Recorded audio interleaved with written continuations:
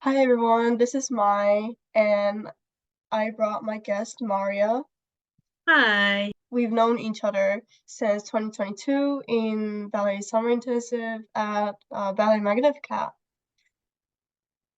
Yeah, And so hi, I'm Maria and excuse the accent if I go a bit funny. I'm from Scotland and yes, I met my Magnificate Summer and Dance Intensive 2 years ago and it's great to be speaking today. okay, thank you. Thank you for joining. So Um, thank you for inviting. yeah.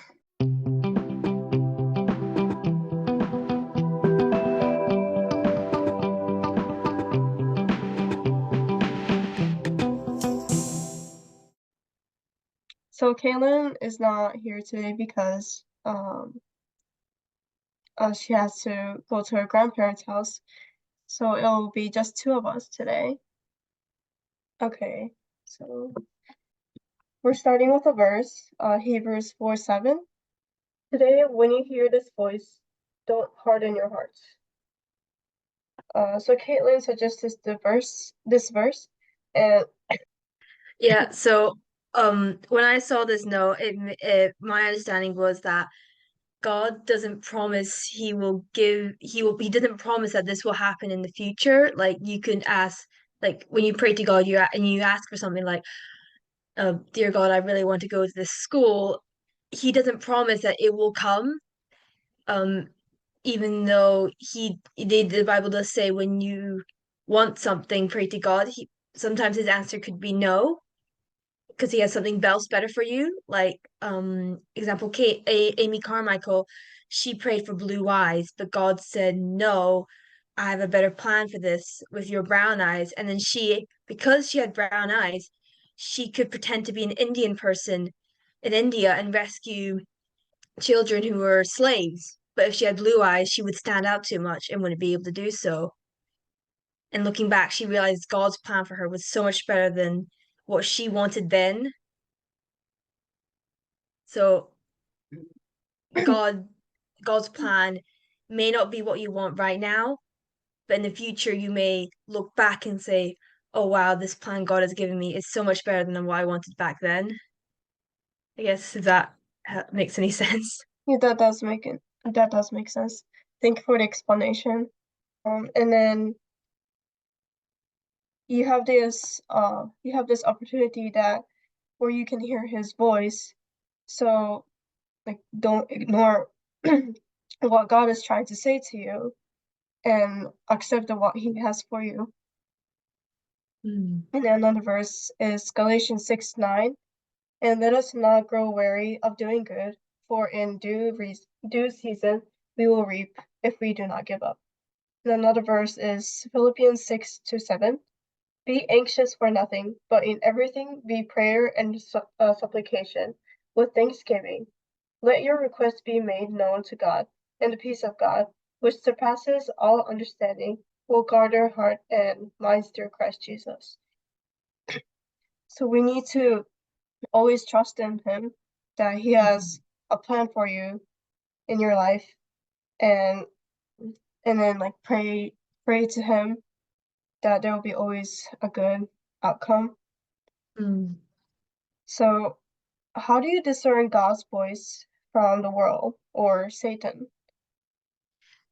Yeah, so this one has it's still a journey for me to learn not to figure out is this God speaking to me? Is this the world speaking to me, or is this or Satan speaking to me? Um, a verse that helped me to, I guess, discern what if what my thoughts or what these words are, or if someone's giving me a word is if it's from God or if it's from the world or Satan, is Philippians 4:8, yes, which is finally, brothers and sisters, whatever is true, whatever is noble, whatever is right, whatever is pure, whatever is lovely, whatever is admirable, if anything is excellent or praiseworthy, think about such things. So this verse helped me to, I guess, pinpoint if God is speaking to me or not. So if my thoughts are like, oh, I've messed up so bad today. I must be a mean person because I said this thing, or or I really shouldn't have thought that because I'm now looking down on myself. That none of the looking down on myself or thinking I said bad things or criticizing others or anything like that. That's not what this verse is saying to think about. So what I think is if God's speaking to us, it should be pure, it should be lovely, it should be admirable, it should be excellent or praiseworthy things.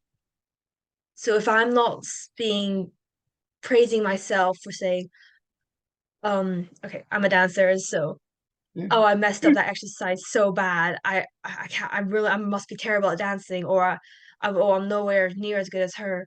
None of those things are praiseworthy in any way. None of those things are lovely or being kind to me.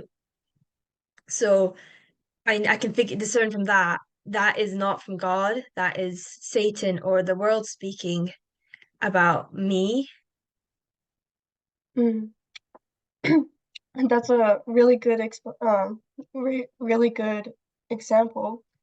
I've also had similar things. Yeah. Yeah, I think speaking from personal experiences, I know a lot of well dancers tend to be very um I guess uh, mean to themselves, thinking that they're not good enough, whereas in reality we are more than enough in both our dancing and our lives. So having negative thoughts um makes you understand that this is not what God is leading and like Yeah. you just shift yourself. Mhm.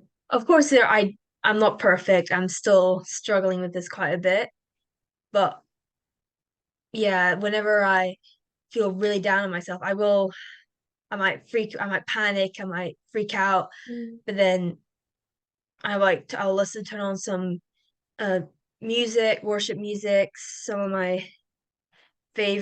one of my favorite songs to listen to when I'm feeling this way is by Casting Crowns called um Oh My Soul, and this Mm. phrase that goes, Oh my soul, you are not alone. And for me that comforts me a lot, knowing that even though I do feel these ways, God is there saying it's okay to feel these ways, but just know that I still love you and I still care for you. That's a really good song. Thank you for the suggestion. Um, then another question. Mhm. So, since there's no promise of tomorrow, have you gotten upset because of um you didn't like the outcome that God gave you? Oh yes. So this is one that I've been dealing with quite a lot recently. So I've been auditioning for dance schools for this past few months, and like I was quite hopeful to get into my first choice school. However, I did not make it through, so that was a big hit, I guess. Confidence wise, thinking that, oh no, I'm terrible. I'm not good enough. And when even though I have been told by my friends, my teachers, you are incredible, you are talented, but that small moment completely almost I guess wrecked my trust in God um that he had a plan for me and he knew what was right for me. But in that moment it was a big struggle to trust that his plan was at because I was hurting so much. Um sorry. No, sorry. Um You don't have to oh no, I sorry think it's right good now. Okay, to okay, so sorry. because some um so yeah, that was definitely one that I guess that was more of a test for me. That this was one of my first tests to trust God, I guess. Like, um, what helped me was reading the story of Job, how um he lost everything really. He lost his family, he lost his wealth, he lost his health. Like everything in his life was going horribly, yet he still managed to trust God, which for me was like, oh wow, compared to what I've gone through, this is nothing. So that actually, well, not nothing, but it has helped me to cope with more, I guess. Mm, thank you for your amazing experience, like, story. No, It's like really hard. Sorry that you oh had yeah. to. So this has gotten you have closer relationship with him. I think it's definitely helped me to find comfort in him instead of looking to worldly things to find my comfort. Mm, I feel like God gives you really hard results or like really hard Mm, outcomes because you can learn something from it or because you overcame it. yeah, that reminds me of, oh, where was it? I feel like it's probably one of those Instagram reels that popped up on my screen, but it was a film, I'm not sure, or some sort of TV series, but it was just a clip. And this man was asking this lady, um, I have money, I have power, I have standing, I've got comfort, I've got everything I could ever want. And I don't, and, but look at you, you've got dementia, you're homeless, or like something along those lines. But yet, how can you still trust God with this? And then for the briefest moment, this lady, I'm assuming she was like mean severe dementia, so her mind was like completely elsewhere. But almost like she snapped out of it and said, "Sometimes Satan gives you, I guess, good results by the world standards, making you almost to make you think you don't need God in your life anymore because things are going so well for you. Whereas God tests whereas God may not give you those things you because we're how to explain it? Because I guess because the stuff of the world is not ours, I guess. It's God and we give it to him for glory and stuff. Yeah, Does that work? yeah. Thank you. What kind of signs have you had that God is leading you, or how did you confirm that He is leading you? Yes, so this it's more so the little things in life. Like um say I've lost my notebook I need for my schoolwork. Where is it? And I fire off a quick prayer. God, please help me find my notebook quickly. I've got lessons starting that I need to find this for. And then like almost maybe sometimes not right away, but almost maybe 5 minutes later, I'll just go find it lying around there. Like, oh wow, thank you, God. Um, I have had injuries in the past, so I had it was leading up to one of my first auditions and I had injured my ankle and it was quite a lot of pain and I wasn't sure if I could do the audition, but when it came to do the audition, I didn't feel any pain at Oh, all. Um, so it was like I was like that, oh wow, thank you God. This is great. I've been able to dance at my best. Um actually today was a uh our youth group. Um one of our youth leaders spoke about like unconditional love and he happened to mention that he it's a song by Katy Perry and it was like I think it's called Unconditionally. Um and he said it's almost he feels like it's almost the whole song is what God love is for us. And I was like, oh wow, it's another sign of how God is still working in the world, even though we may not always be aware of it. Hmm.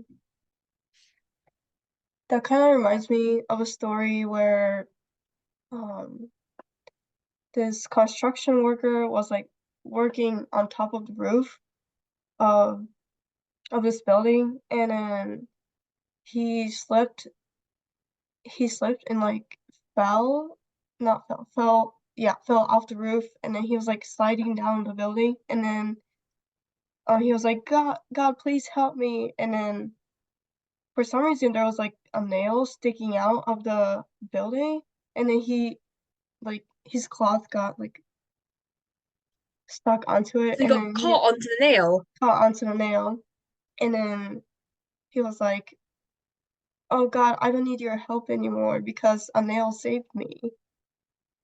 But God really was the one who worked Yeah, and I took feel the like a lot time. of people um think pure luck like that is often not God, but really just again coincidence or pure luck. Like I heard this phrase saying, there's no such thing as coincidences of luck when God is involved. Hmm. I feel like God is involved in all the luck. Yeah. Yeah, what people think is luck or like opportunities that pop up, I think, oh, this is great. This is like well, I just like or actually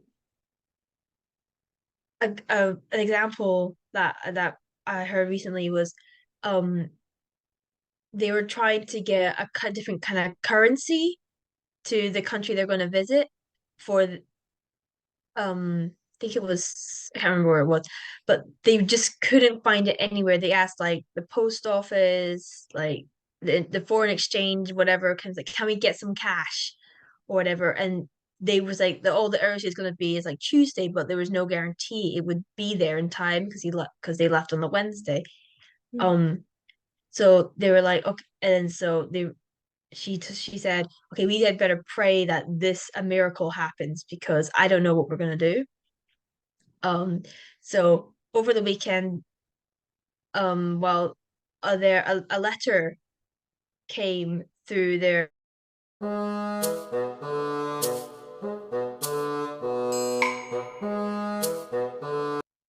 Hey, so we're back. yeah, sorry about that. Um, so where was I? About the currency. Oh yes. Um, so over the weekend, they were like a letter came through their box and it was probably about let's say that thick, she said. And it was full of the currency that they needed. Hmm. And so but another side of the story was that this person had been wanting to who had been to the country before or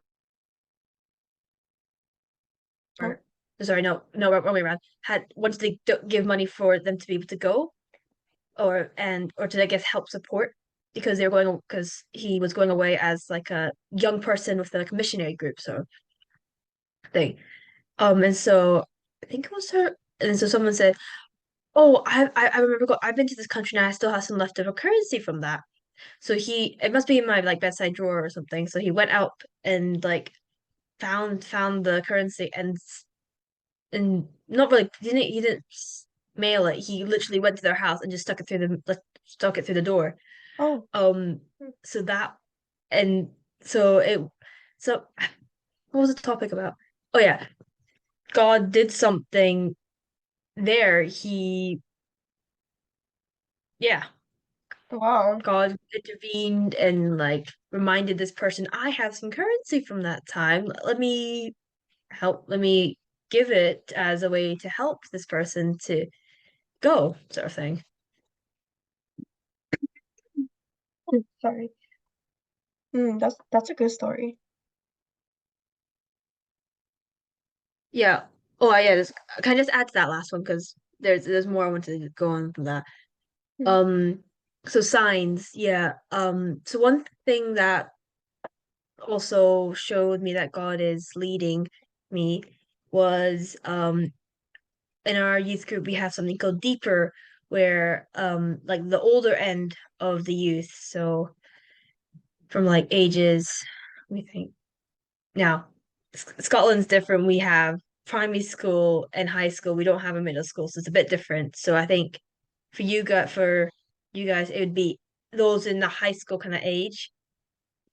We have like a week twice a month we have a meeting where we talk about the really deep questions. So like the creation, relationships with other people, all the really deep, intricate stuff.